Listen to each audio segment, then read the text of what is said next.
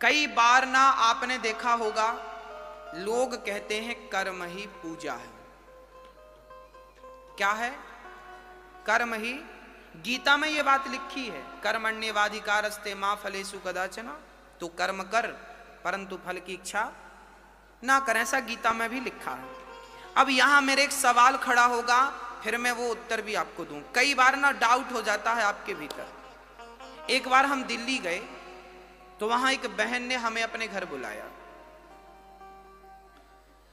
बहन ने तो हमें बढ़िया बुलाया बिठाया, पर उनका मन मिल नहीं रहा था। उनकी माँ ने हमें बुलाया था। कथा चल रही थी बाजू में, वो कथा सुनने आई। माँ को अच्छा लगा तो मम्मी ने हमें इनवाइट किया, गुरुजी 2 मिनट के लिए आना। हम गए। जब हम उनके घर गए तो उनकी बेटी कुछ उखड़ी उखड़ी थी। हमने बहन की तरफ देखा, पूछा बहन आपको क्या हुआ? हमारे आने से आप खुश नहीं हैं क्या? क्या हुआ आपको? बोले महाराज जी नहीं, हमारी माँ सत्संग करती है, कथा में जाती है, हमारा मन नहीं करता कथा में जाने का। हमने कहा लो, मम्मी कथा में जाती है, बिटिया तुम क्यों नहीं जाती हो कथा में? बोले गुरुजी मैं कथा में विश्वास बिल्कुल नहीं रखती। मैंने कहा फिर कहां रखती हो? बोले मैं कर्म में विश्वास रखती हूं, कर्म करती हूं। कर्म करो बस, कर्म ही पूजा है। अब मैंने सोचा कि इसकी अज्ञान की आंखें बंद कर दूं और ज्ञान की आंखें। तब मैंने उस बेटी को अपने सामने चेयर पे बिठाया। मैंने कहा 5 मिनट का मुझे समय दो और तुम यहां बैठ जाओ। अब वो बैठ गई मेरे सामने।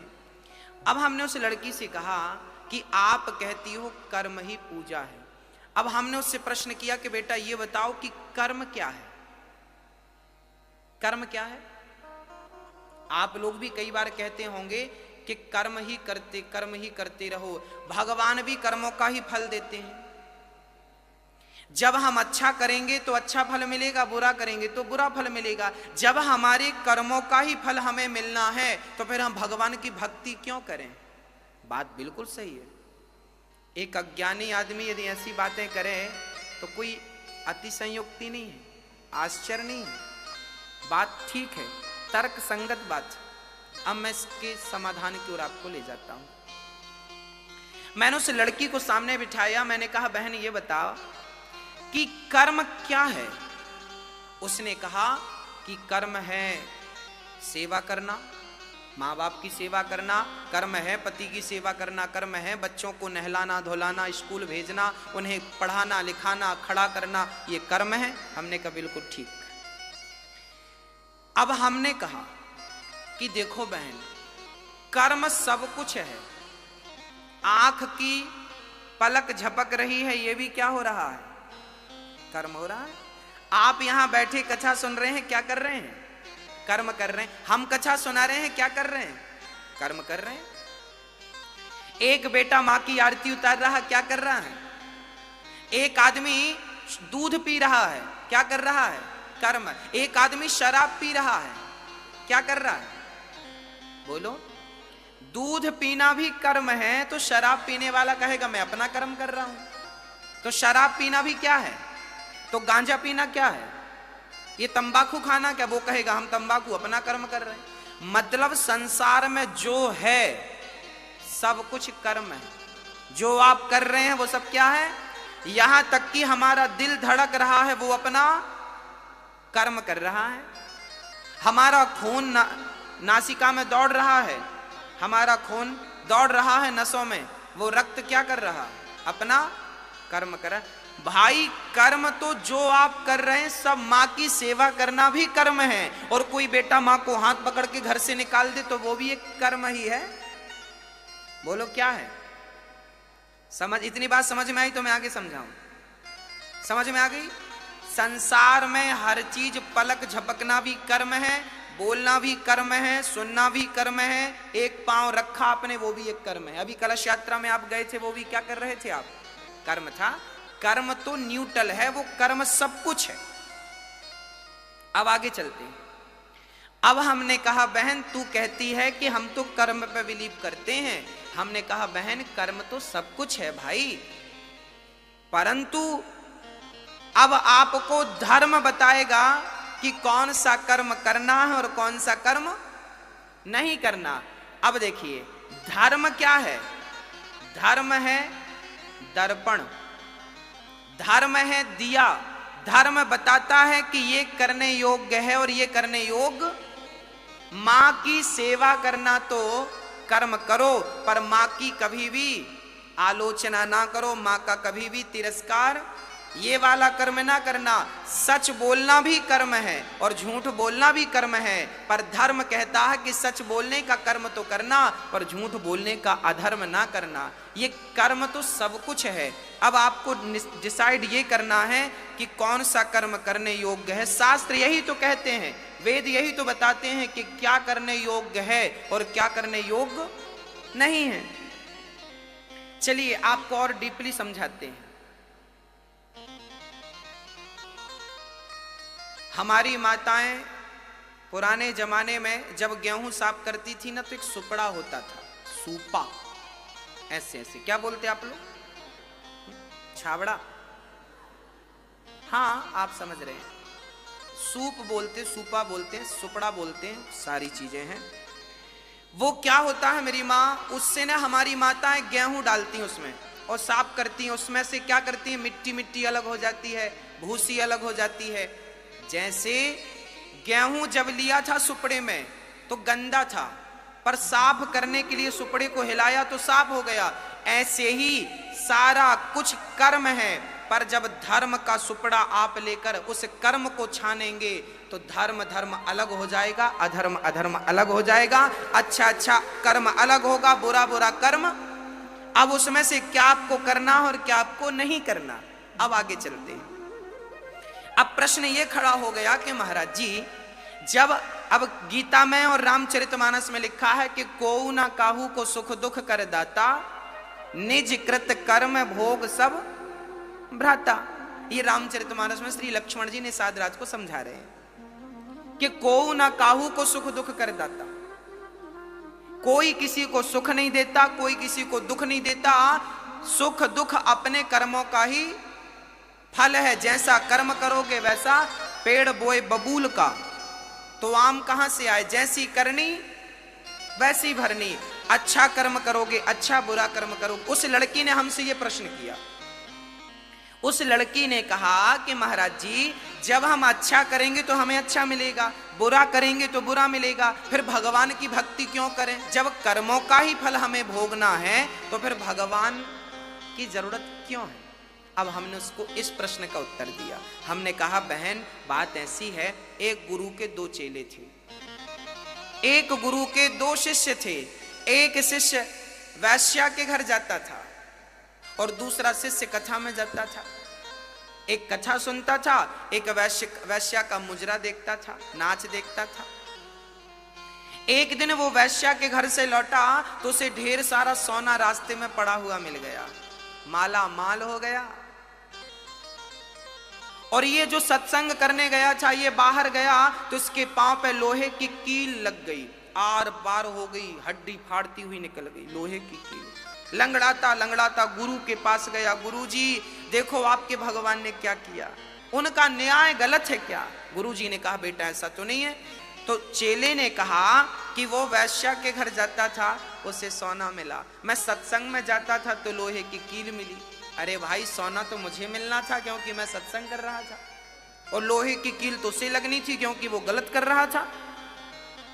तब गुरु जी ने कहा, बेटा तू भगवान के न्याय को समझता नहीं है, अब मैं तुझे ईश्वर का न्याय समझाता हूं। तब गुरु जी ने कहा, बेटा ऐसा है कि तू वर्तमान को देखता है, तू प्रेजेंट में रहता है, जबकि परमात्मा जो भी देता है प्रेजेंट का नहीं, भूत का देता है।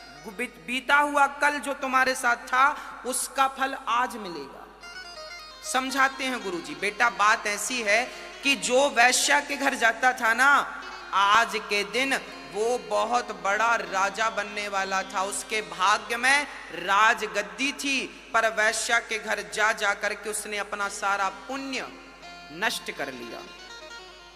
और उसे राजा बनना था, सोने चांदी के उसे खजाने मिलने थे, परंतु जब उसने वैश्या के घर जा जाकर अपना पुण्य नष्ट किया तो अब उसे इतना सा ही सोना मिला, उसी में उसको संतोष करना पड़ा। और तुझे आज के दिन तुझे मरना था, आज तेरी मृत्यु निश्चित थी, परंतु तूने सत्संग किया, भगवान की कथा सुनी, भगवान का नाम जपा, तो भगवान ने तेरी मृत्यु को लोहे के कील में ही तब्दील कर दिया। ये ईश्वर का न्याय है। ईश्वर का तुम्हें तुम्हारे कर्मों का ही फल मिलेगा।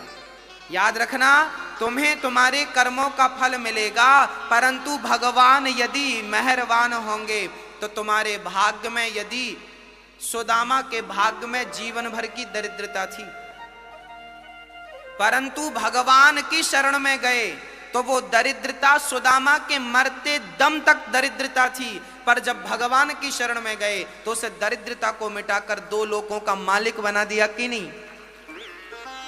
हाँ, तो परमात्मा की शरण में जब हम जाएंगे तो हम पापी हैं, भगवान की शरण में जाएंगे तो वो हमारे सारे पापों को, संसार भव सागर तुम पार नहीं कर सकते। क्या होता है, मेरी माँ छोटे छोटे बच्चों को जब आप उंगली पकड़ के चलाते हैं ना, तो रास्ते में छोटे छोटे गड्ढे मिलते हैं। जब छोटे छोटे गड्ढे मिलते हैं तो मम्मी छोटे से बच्चे को क्या करती है? क्या करती है? गोद में लेती है और पार करा देती। गड्ढा पार हुआ तो फिर उतार देती है।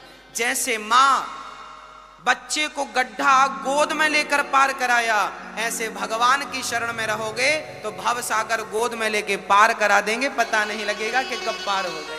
ये उनकी शरणागति में ही संभव है। हमारी और आपकी भक्ति में ताकत नहीं है कि हम उन्हें पा सकें। उनकी कृपा होगी तो उन्हें पाया जा सकता है, अन्यथा हम में ऐसी कोई खास बात, हम में कोई योग्यता नहीं है। ईश्वर को अकारण करुणा वरुणालय कहते हैं, जो अकारण करें। बिंदु जी महाराज लिखते हैं, न जाने कौन से गुण पर दयानिधि रीझ जाते हैं, यही सदग्रंथ कहते हैं और यही हरिभक्त गाते हैं। न जाने कौन से गुण पर दयानिधि रीझ जाते। इसलिए आप भी कर्म तो करिए, पर कर्म के साथ भगवान से जुड़े रहने में कोई नुकसान नहीं। कर्मों का फल तो मिलेगा, पर भगवान साथ में है तो तुम्हारे पक्ष में ही निर्णय होगा, बस ये मान लो। अर्जुन ने महाभारत लड़ा, क्या कृष्ण ने अर्जुन का गांडीव पकड़ के एक भी बाण चलाए? पूरे महाभारत में एक भी बाण चलाए क्या? पितामह भीष्म के सामने रथ का पहिया लेके दौड़े थे केवल एक बार बस। बाकी पूरे महाभारत में कृष्ण ने एक भी बाण किसी पर चलाए हो तो बताओ? नहीं चलाए ना। बिना बाण चलाए अर्जुन को क्या करते रहे? केवल मार्ग बताते रहे। कर्म तुझे ही करना पड़ेगा, पर तेरे कर्म के साथ जब गोविंद की कृपा जुड़ती है ना, तो कहते हैं ना, चलना तो एक पांव से भी होता है, पर दोनों पांव हो तो बात ही कुछ और है भक्तों। ऐसे पहला पांव है कर्म और दूसरा पांव है धर्म। तो कर्म भी ना छूटे और धर्म भी, दोनों। पक्षी को उड़ने के लिए एक पंख नहीं, 2 पंख चाहिए। हमारी भी जिंदगी में ये 2 पंख हैं, एक पंख है कर्म, दूसरा पंख है धर्म। इसलिए कर्म भी करो, पर किसके साथ रहकर करना है? किसके साथ रह के करना है? धर्म के साथ रहकर करना है, धर्म को नहीं छोड़ना। तो भगवान क्या करते हैं?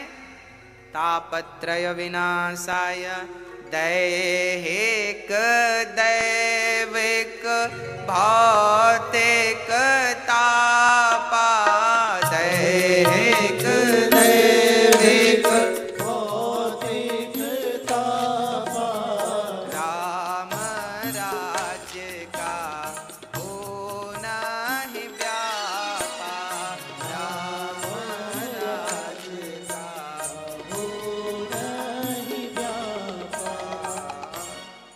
3 प्रकार के दुख हम सबके जीवन में होते हैं। कौन कौन से? दैहिक दैविक भौतिक। कोई तन दुखे, कोई मन दुखी, कोई धन बिन रहते उदास, थोड़े थोड़े सब दुखे, सुखी राम के दास। इस संसार में सब दुखिया हैं। सुखिया कौन? कौन सुखिया? बोले जो भगवान की शरण में है वो सुखी है। अच्छा, एक बात और समझिएगा। एक मछुआरा था, मछली पकड़ने गया। उसने जाल कई बार फेंके, पर एक चतुर मछली थी कि उसके जाल पे फंसी ही नहीं। वो मछली बड़ी चतुर थी। कैसी थी? वो मछली मछुआरे के पांव के पास रहती। मछुआरा जाल डालता तो दूर डालता, ऐसे। कहां जाल डालता? दूर। और मछली थी उसके पांव के पास, चरणों के पास। तो जो दूर मछलियां थी वो तो फंस गईं, पर जो चरणों में मछली थी वो नहीं फंसी। बस भक्तों, सीधी सी बात आप समझ गए होंगे कि जो भगवान से दूरियां बना के रखते हैं वो तो दुखों के जाल में फंस जाते हैं, पर जो भगवान के चरणों में रहते हैं दुख बाल भी बांका नहीं करता उनका। इसलिए कभी भी किसी भी हाल में भगवान के चरण, भगवान की शरण ना छोड़िए।